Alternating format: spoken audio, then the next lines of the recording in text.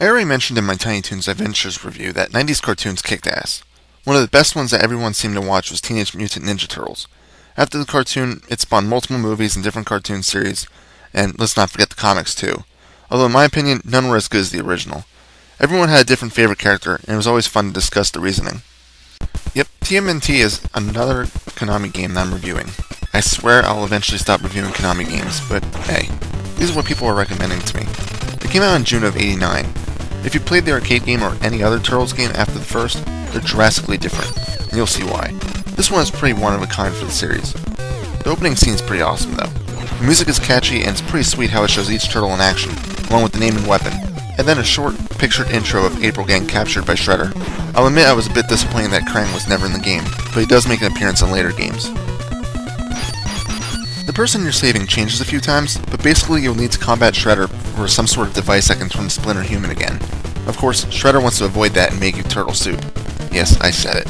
But throughout the game, you'll meet a few recognizable characters, but mostly enemies that have never been in any comic, cartoon, or movie that I've seen. For example, there's the Foot Clan, which is expected.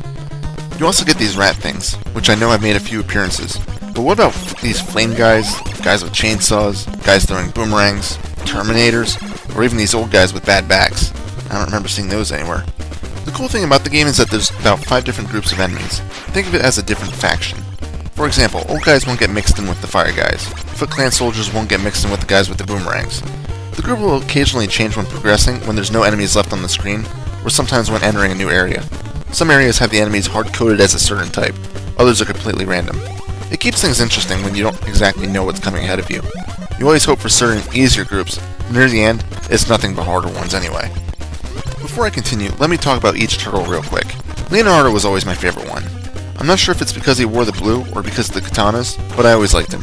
His swords are pretty weak, but they have decent range, which is bested only by Donatello. Raphael has the size, which are cool looking, and they do average damage, but it also has the lowest range attack. Michelangelo is about the average one, with decent power and range. Donatello has a staff, and of course he's the most powerful one of the 4. I usually saved him for emergencies, as he is incredibly useful in the final stages of the game. In addition to your primary weapons, you can also get 4 different sub-weapons. These are the shurikens, triple shurikens, boomerangs, and some sort of wave attack thingy. The shurikens are the most common.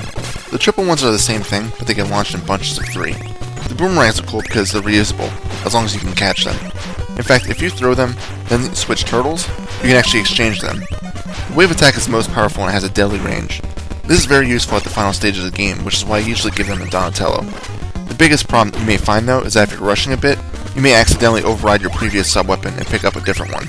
In order to use the sub-weapons, just press select to activate them, and then B to throw it. I mentioned exchanging boomerangs, so let me harp on the turtles a bit. Since you get 4 of them, you can actually switch them at any time. Each one has their own health bar, so if one is nearly dead, you can swap them out and hope you can find some pizza soon to heal them. This can be tricky though. If all 4 turtles are near death and one dies in a tough spot, you might run the risk of killing off all 4 in one area. This happened to me in the final stage. Thankfully, you do get a few continues. Also, in some stages, you may find a turtle that was already dead. You might find him wrapped up. If you can free him, you get him back, but this doesn't happen very often. In my Top Gun review, I started by listing specifics on each stage. That seemed to work out pretty well, so since Turtles only has 6 total areas, I'll do the same in this one. The first stage is just your basic city area. However, instead of entering buildings, most of the time you're fighting in the sewers. It's on the map where you get your first awesome song that starts to play. Well, first song other than the title screen music. I'll just say that to me, the music never gets old, and if it gets in my head, I don't mind it. It's very catchy. Anyway, the map screen is always an overhead view. You can swing your weapon, although it doesn't have much use.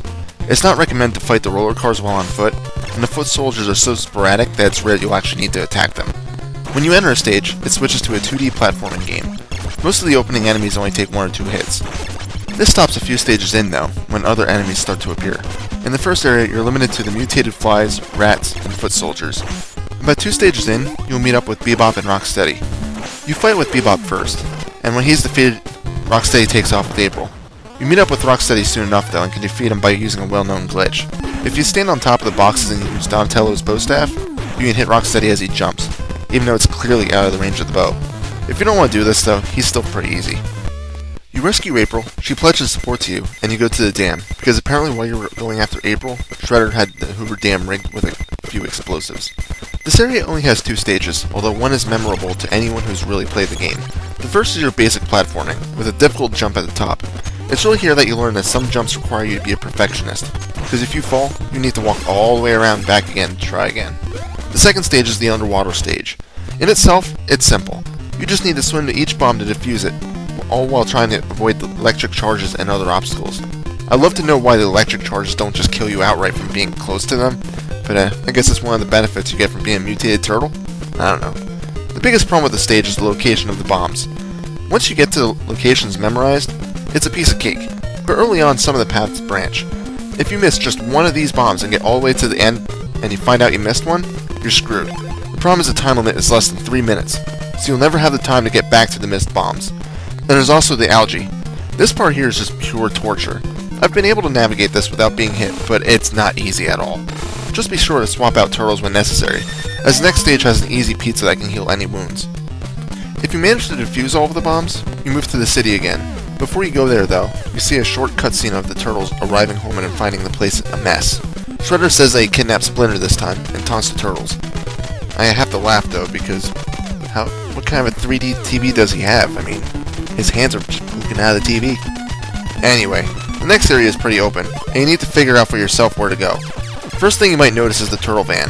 If you enter it, it allows you to drive around the city faster. Enemy vehicles won't kill you immediately in it. Instead, it only takes off a fraction of the active turtle's health. However, the van can fire regular shots and also missiles.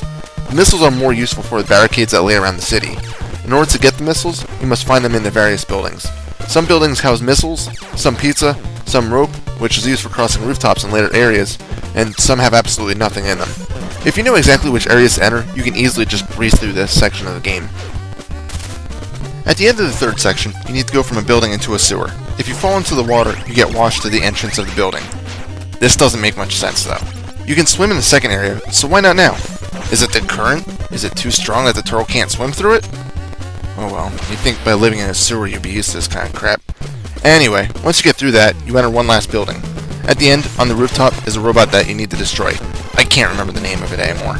Doing so saves Shredder, and then you'll move on to the fourth area, which is the airport. Now, before you think, well, this ought to be cool, an airport? Whoa! It's not really the airport you'll be entering. Instead, you'll be entering what I would guess to be the maintenance tunnels. You were told that you need to find area number 18. There's a few paths you can take, and some will lead to dead ends. However, both areas will end up pointing you to Area 17, which then leads to 18. In all of the areas, it's mainly the boomerang guys and the odd bug things that are attacking you, along with little plus signs that shoot lasers at you. You'll also be seeing a lot of spikes, which can kill you pretty quickly if you're not careful, and also some fire, which will kill the turtle instantly. Once you get to Area 18, you need to be careful. You'll drop down a few vertical screens while spike traps are slowly moving towards you. You need to be very precise with the drops, or else you'll screw up and most likely get killed. There's also a whole pizza here which taunts you, but don't bother, you can't get it. It's just there for bait. The boss of this stage is a giant mechanical rat. If you use someone with a ranged weapon, like Leonardo with Donatello, it's very simple to defeat. Area 5 is some sort of cavernous area. Here's the mission. You need to find the Technodrome. It sounds easy enough, sure, but there's 5 potential places it can be, and it's random each game. Choose the wrong one, and it's a dead end. Choose the right one, and you battle it. This isn't easy, as the enemies are the toughest yet, with armadillos spitting sperm at you and hedgehogs shooting needles. Wait, that's not sperm? Sure looks like it to me. It's kind of disgusting, actually. Anyway, these bastards will do a lot of damage and can take a lot of hits before finally being defeated. If you're attempting to use Raphael or Michelangelo, you might be in for a rough ride, for this stage and the next. Anyway, once you get to the Technodrome, you're in for a hell of a fight. Foot Clan will be constantly jumping out of the pipe on the top left. The wheel track can hurt you, and sometimes it just seems random, even if you're on top of it. The 2 prongs will constantly attempt to electrocute you. Your main goal is to destroy the eye on the top, but anything else you destroy will mean it's just less that's attacking you. Once you're able to do that though, you enter the Technodrome, and the final battle begins. This stage, in addition to a new powerful group of enemies, has almost every other group available. Naturally, you want the weakest one if possible. And near the end, it forces the jetpack soldiers and flying robots to attack you. Those jetpack assholes can do a hell of a lot of damage, so you want to either avoid them when possible or kill them quickly. This stage is just insanely difficult, and you'll probably have to attempt it a few times. For example, at this part here, where there's a narrow walkway, it's just a pure pain in the ass to survive. Fortunately, there's a slight bug in the game where if you let them come at you, then back off, they'll just disappear. allowing you to skip a few fights. When you finish that, you have one mini-boss fight, and then you go on to Shredder. If you have any sub-weapons remaining, Shredder is seriously a piece of cake. If not, you just need to be careful, because if I remember correctly, one blast from his gun will kill you. Once you manage to put him 6 feet under, you see the ending. All I can say is, what the hell happened to April? One of the things about this game is a password or save feature would have been nice. You can finish the game in an hour if you know what you're doing, which fortunately I did. But if it's your first time or you don't know the layout of the game, you'll be doing a lot of exploring. And of course, with exploring comes the unexpected. With the unexpected comes damage. And from that damage, you need pizza. Pizza is the health power-up of the game. A single slice heals 2 squares, a half pie heals 4, and a whole one completely heals a current turtle. You can technically, at most, take 16 hits before admitting defeat. Each square is made up of 2 halves. However, from about the 3rd stage on, you'll start seeing enemies that deal 1 or even 2 whole squares of damage, so you really need to be careful. Fortunately, pizza and other items like missiles and rope come back when you leave your current stage. So if you exit a sewer that had a whole pizza at the end, you can go back into the exit and the pizza will be back. By doing this, you can heal the entire party. A couple other notes about the health bar. When your turtle is at half health or lower, it seems like he will attack with twice as much power as normal. This can be extremely helpful for the weaker turtles. It also makes Donatello a total powerhouse. However, I don't believe this affects bosses. Also, once the turtle hits 2 bars left, you'll hear an annoying beeping anytime you select that turtle or enter an area with them. There's 2 main things about the game that drag it down a few points on the rating scale. One is the graphics. Sure, there's worse graphics than a lot of other games. Top Gun. But the game was made in '89.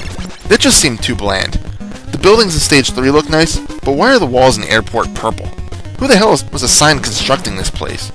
Also, for some reason, the game's HUD can be pretty glitchy, especially when there's a lot of sprites on the screen. I've noticed it the most when you're battling the Technodrome. Also, when this happens, you can notice a pretty significant frame rate drop. Who ever heard of a frame rate drop in an NES game? The other thing is the jumping. Although most of the game doesn't require pinpoint accuracy, there are some parts that will just want you to pull your hair out in frustration. For example, this area in Stage 3. Most people will try jumping over it. There's a much easier way that most will figure out eventually.